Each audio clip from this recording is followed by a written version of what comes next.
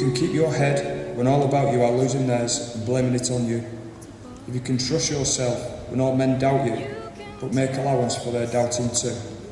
If you can wait and not be tired by waiting, or being lied about, don't deal in lies, or being hated, don't give way to hating, yet don't look too good, nor talk too wise.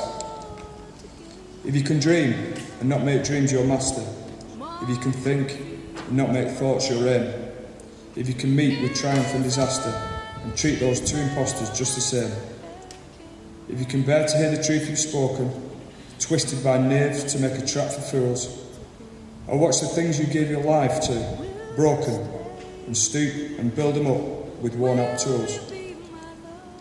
If you can make one heap of all your winnings and risk it on one turn of pitch and toss, and lose and start again at your beginnings and never breathe a word about your loss.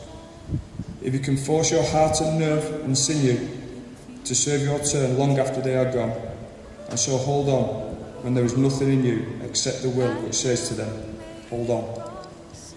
If you can talk with crowds and keep your virtue, or walk with kings nor lose the common touch, if neither foe nor loving friends can hurt you, if all men count with you but none too much, if you can fill the unforgiving minute with 60 seconds worth of distance run, yours is the earth and everything that's in it, and which is more, you'll be a man, my son. The event at Headingley was always going to be a celebration of Harry Jepson's life, and what a wonderful life it was. Spanned nearly a century, of course, and Harry's influence and his personality touched so many people and had a real influence on so many people as well, certainly myself. And I've been fortunate to know Harry for a long time. Started actually back in the late 1970s when I came to play for the Leeds Rugby League team. Harry was a director, and when we'd travel to away games, particularly on the long trips to places like Workington, most of the players would be playing cards on the coach. I used to go and sit at the front with Harry, listen to his stories, and what wonderful stories there were. And I was encapsulated by his knowledge, his interest, his passion and his memory as well. More than any other person, Harry Jepson symbolised the heritage and spirit of our game. He embodied the character that Rugby League demands of its people. He served his community in the game wholeheartedly and selflessly, and as everyone who met him and knew him knew, he had a heart that was as big and as warm as the sun that shines over us. Harry's the last of a kind, I think. He's the great grandee of Rugby League that we've now lost. He's got some amazing historic links that we'll never get back. He knew people that were round the table at the George Hotel when the sport was founded in 1895. He met them after he got into the administration of Rugby League.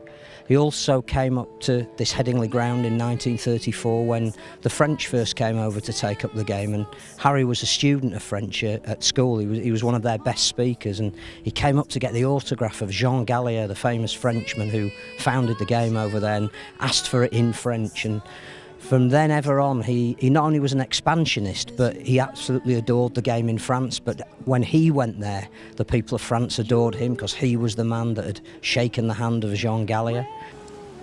He was a true royal friend and an inspiration to so many in the Hunslick family. We've got to come today to say goodbye to Harry, but with all the memories of the time spent with Harry, he will never be forgotten. We'll be talking about him till our dying day, for what he gave to us all. When I look around here today at Headingley, I think about Parkside as well, the years he has given to Rugby League and his family, and in Rugby League in general, is a tribute to a great, great man, who again I've been privileged to know for over 60 years now, and will never ever forget him, and I'm sure I speak for everyone else who met him in his life. Abide with me, fast falls the eventide, the darkness deepens, Lord, with me abide. This gentleman here, that's what he was all about, respect and discipline. I'm sure everybody who's in the attendance here today who didn't attend school with Mr Jepson, and you have known him, not just as a friend, but as a rugby league player, at school or on tours. That's what Mr Jepson was. And the start he gave in life, not just for me, but all the many, many thousands of pupils he taught at the 4 schools, they will tell you to this day, discipline and respect are part of their lives now. Harry lived his life according to his principles. He taught us all that important lesson: in victory, be gracious, and in defeat, be dignified. That was a man who lived and breathed rugby league football all his life.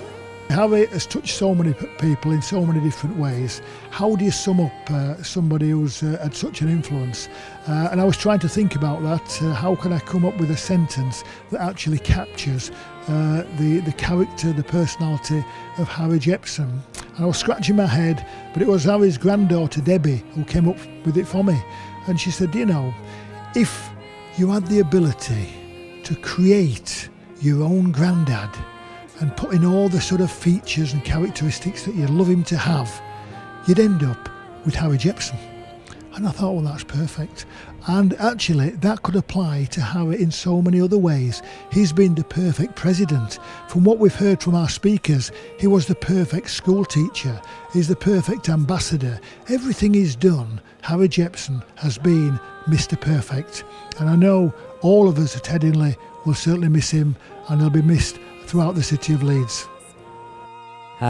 It's hard to define his role, but when you get the OBE for services to a sport, but you've never played at a professional level, you've got to be somebody immensely special. I think the other thing about Harry, which partly came from being a school teacher, was the relationship he had with people, that once you'd met him, you never forgot him. And he was just the kind of guy who was warming and all-embracing, listened to people, took on board what they were saying, was involved in the formation of Super League. He chaired the meeting that made us go to the summer era. Everywhere he went, he touched people. We went down to the Challenge Cup final in 2015 together, and we stopped off at Leicester Forest East Services to get a coffee. We never got that coffee because Harry was mobbed by all the people that were there who wanted to shake his hand, just say thank you.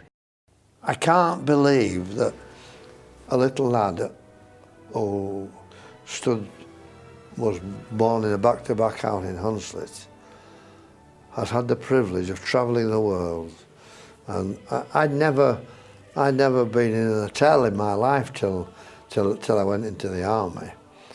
And the fact that Rugby League has brought me so many friends all over the world, not only here, and I've never ever worked in my life. I went to school as a teacher, but it wasn't work. And Rugby League has been part of it. My involvement in schools Rugby League has given me the greatest pleasure.